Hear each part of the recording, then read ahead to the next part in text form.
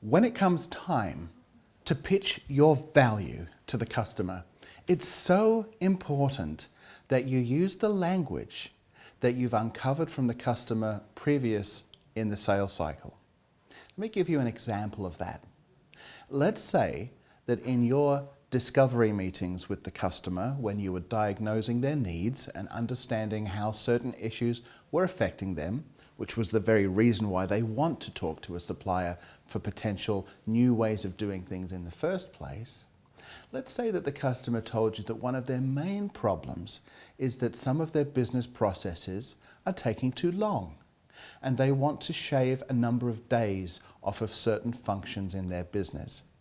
Well, if they've expressed a need that is in terms of taking time out of the equation, and when you're selling your value, you're not talking about time at all, but are talking to them about saving them 10 or 15% off of their costs, you might be selling value that's perfectly suited, but to a different customer. So you have to be very careful to keep your ears open earlier in the sale, so that all of the information the customer tells you, including specific jargon that might be relevant to their business or their industry, the terms and phrases that they use inside their business that are particular to them, that you use those same terms, that same jargon, and exactly the same measures, so that when you're pitching your value, they see a direct correlation to the challenges that they are experiencing and have expressed about their business. So when you're pitching your value, make sure that the language is aligned to the customer. And you would be talking to them in terms of before and after, the before and after effect of your solution. So before your solution, when they're doing their business the way that they do it today, it might not be ideal. There might be delays, there might be inefficiencies, costs. There could be problems with efficiency, there could be problems with quality. All of those things that you discover during the sale, this is what you feed back to them later in the sale when you're pitching your value and coming up with a value proposition.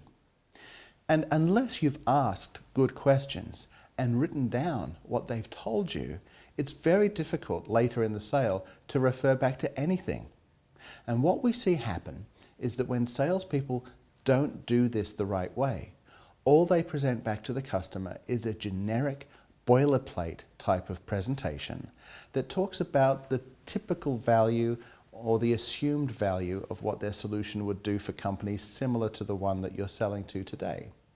But that's not what the customer wants to hear, especially if they've invested time with you in meetings earlier in the sales cycle where they've told you exactly what their challenges are and exactly what it's costing them and exactly what the frustrations are and what this means to them in terms of time, cost, efficiency, and so forth.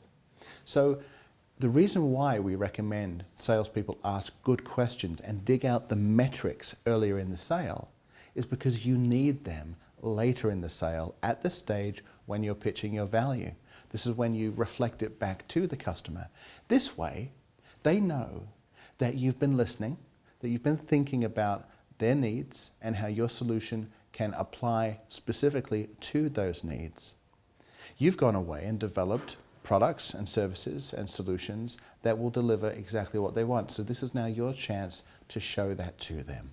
Use their language and make them be very clear that while other sellers might be talking about what's on their brochure, you're talking about what they've shared with you directly. That's the way to build credibility into your pitch. It perfectly reflects the expressed needs that the customer has shared with you earlier as a result of the skilled questions that you asked them earlier.